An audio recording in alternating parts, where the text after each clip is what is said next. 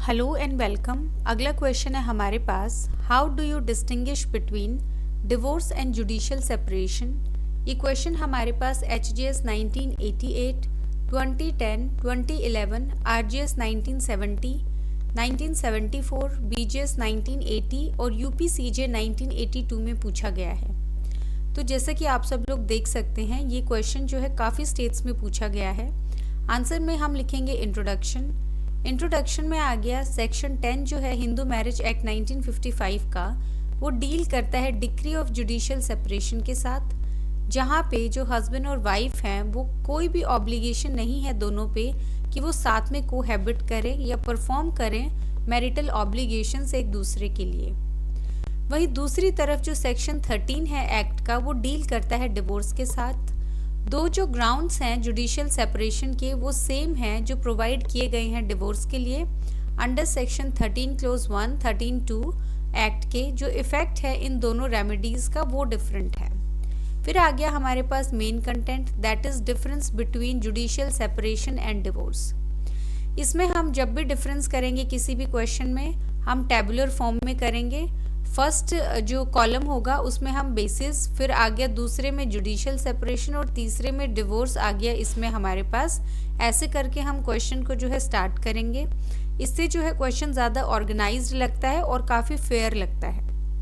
पहला पॉइंट आ गया इसमें हमारे पास प्रोविजन आ गया इसमें सेक्शन 10 हमारे पास जुडिशियल सेपरेशन के लिए, और डिवोर्स के लिए आ गया हमारे पास सेक्शन 13। फिर आ गया हमारे पास दूसरा पॉइंट, दैट इज टर्मिनेशन। ये आ गया फर्स्ट पॉइंट, ये आ गया सेकंड पॉइंट। सेकंड है termination of marriage. Judicial separation terminate नहीं करता है मैरिज को, लेकिन सस्पेंड कर देता है इसको टेम्परेरीली, और जो पार्टीज हैं वो अभी भी हस्बैंड और वाइफ है। फिर आ गया डिवोर्स टर्मिनेट कर देता है मैरिज को, और जो पार्टीज हैं वो रिटेन नहीं कर सकती हैं जो स्टेटस है हस्बैंड और वाइफ का। फिर आ गया इसमें हमारे पास third point, that is remarry. इसमें आ गया हमारे पास थर्ड पॉइंट, हम यहाँ लिख देते हैं। थर्ड पॉइंट आ गया रीमैरी। इसमें आ गया कि आफ्टर जो डिक्री है जुडिशियल सेपरेशन की, जो राइट्स और ऑब्लिगेशंस हैं स्पाउसेस के वो सस्पेंडेड रहते हैं, लेकिन जो मैरिज है वो सबसिस्ट करती है। तो दोनों में से कोई भी पार्टी फ्री नहीं है रीमैरी करने के लिए, दोबारा शादी करने के लिए थर्ड पर्सन के साथ। फिर आ गया डिवोर्स।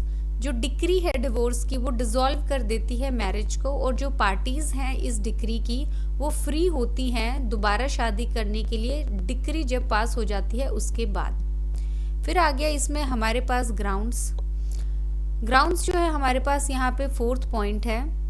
तो इसमें आ गया जो पटिशन है जुडिशियल सेपरेशन की वो फाइल की जा सकती है ग्राउंड्स पे जो मेंशन किए गए हैं 13 क्लोज 1 और 13 क्लोज 2 जो है एक्ट का, उस पे। डिवोर्स में आ गया अपार्ट फ्रॉम वो ग्राउंड्स जो मेंशन किए गए हैं सेक्शन 13 क्लोज 1 में और 13 क्लोज 2 में, जो डिवोर्स है वो ऑब्टेन किया जा सकता है पार्टीज के द्वारा म्यूचुअल कंसेंट पे भी अंडर सेक्शन 13B जो है एक्ट का। तो इसके बेसिस पे भी जो है डिवोर्स जो है लिया जा सकता है। दैट इज इसमें एडिशनल ग्राउंड है हमारे पास, दैट इज म्यूचुअल कंसेंट का। फिर आ गया इसमें हमारे पास रिज्यूम कोहैबिटेशन, ये हमारे पास फिफ्थ पॉइंट है। जो इन केस जो डिक्री है जुडिशियल सेपरेशन की, जो पार्टीज हैं वो रिज्यूम कर सकते हैं कोहैबिटेशन बिना अंडरगो करे जो सेकंड मैरिज सेरेमनी। तो दूसरी मैरिज सेरेमनी की कोई ज़रूरत नहीं है, वो जो है रिज्यूम कर सकते हैं कोहैबिटेशन। डिक्री जो है डिवोर्स की वो टर्मिनेट कर देती है मैरिज को, और वो जो है रिज्यूम नहीं कर सकते हैं कोहैबिटेशन बिना एक दूसरे से शादी किए दोबारा। नेक्स्ट आ गया इसमें हमारे पास लेजिटिमेसी ऑफ चिल्ड्रन, ये हमारे पास 6 पॉइंट है। इसमें आ गया जो चाइल्ड बोर्न होते हैं, जो पीरियड होता है जुडिशियल सेपरेशन का, उसके दौरान वो लेजिटिमेट होंगे अनलेस ऑफकोर्स जो हस्बैंड है वो प्रूव करता है non access to wife relevant time पे, जब जो चाइल्ड है वो बिगॉट या कंसीव हो सकता था। ये आ गया हमारे पास section 112 Indian Evidence Act 1872। Divorce आ गया हमारे पास जो चाइल्ड बोर्न हुआ है, जो डिक्री और डिवोर्स के बाद वो जो है इललेजिटिमेट होगा। फिर आ गया हमारे पास 7th पॉइंट, दैट इज हमारे पास right of inheritance. Judicial separation में आगे अगर पार्टी की डेथ हो जाती है तो जो दूसरी पार्टी है वो इनहेरिट करेगी जो प्रॉपर्टी है, एज क्योंकि मैरिज जो है वो स्टिल सब्सिस्ट करती है और जो पार्टीज हैं वो हस्बैंड एंड वाइफ हैं। डिवोर्स में कोई म्यूचुअल राइट नहीं है इनहेरिटेंस का, डिक्री अगर डिवोर्स की पास हो गई है। तो इसमें हमारे पास बेसिकली 7 पॉइंट्स हमने किए हैं डिफरेंस के। फिर आ गया कंक्लूजन हमारे पास, जो पटिशन होती है डिवोर्स की, कोर्ट जो है वो एम्पावर्ड है कि वो डिक्री ऑफ जुडिशियल सेपरेशन पास कर सकता है, उसमें कुछ सर्टेन एक्सेप्शंस के साथ। जो सेक्शन हमारे पास 13A है वो इंसर्ट किया गया है मैरिज लॉज अमेंडमेंट एक्ट 1976 में, जो ले डाउन करता है कि कोई भी प्रोसीडिंग है इस एक्ट के अंदर, एक पटिशन जो है डिसोल्यूशन ऑफ मैरिज की, डिक्री ऑफ डिवोर्स के द्वारा, एक्सेप्ट जो पटिशन है फाउंड की गई है ग्राउंड्स पे जो नीचे मेंशन्ड है, जैसे सेक्शन 13(1) क्लोज सब क्लोज 2 में कन्वर्जन के बेसिस पे, रिनंसिएशन ऑफ वर्ल्ड के बेसिस पे, और तीसरा आ गया प्रिजम्पशन ऑफ डेथ के बेसिस पे। अगर कोर्ट जो है अगर वो कंसिडर करती है इसको कि ठीक लगता है उसको, जो सर्कमस्टांसेस हैं पार्टीज के केस के, तो वो पास कर सकती है डिक्री जो है जुडिशियल सेपरेशन। तो बेसिकली हमने जो है बताया है कि डिवोर्स की जगह जो है जुडिशियल सेपरेशन की डिक्री भी जो है कोर्ट पास कर सकती है।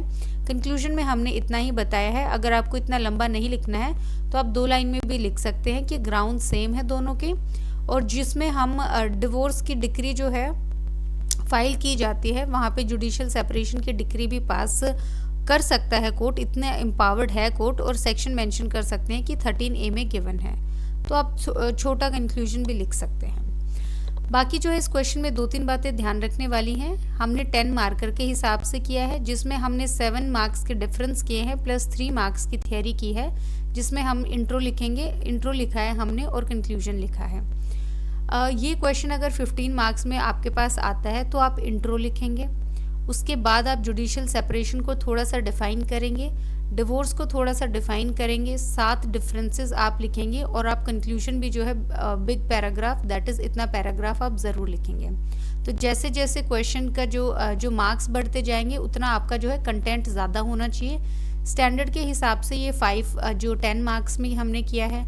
सेम क्वेश्चन अगर आपके पास 5 मार्क्स में आता है, आप इंट्रो नहीं लिखेंगे, आप कंक्लूजन नहीं लिखेंगे, आप जो है कोई भी 5 या 6 पॉइंट्स, 6 सेफर साइड होगा, लेकिन कोई भी 5 पॉइंट उठा के लिखेंगे। बहुत प्रोबेबिलिटी होती है कि 5 मार्क्स में अगर डिफरेंस का क्वेश्चन आता है और 5 डिफरेंसेस आपने लिखे हैं तो आपको 5 आउट ऑफ 5 मार्क्स भी मिल सकते हैं। बाकी जो है काफ़ी ज़्यादा पेट क्वेश्चन है स्टेट्स का, क्योंकि काफ़ी स्टेट्स में पूछा गया है और प्रोबेबिलिटी भी काफ़ी ज़्यादा है इसके पूछे जाने की। तो आप जो है ये ज़रूर जो है इसका ब्लूप्रिंट रख के जाएं, और कुछ नहीं तो आप इनकी हेडिंग्स जो है ज़रूर याद रखें बेसिस में जो हमने किया है, और अंदर का जो कंटेंट है वो आप समझ के अपनी लैंग्वेज में लिख सकते हैं। बाकी जो है इस क्वेश्चन में हमने सब कुछ इंक्लूड कर लिया है। So thank you.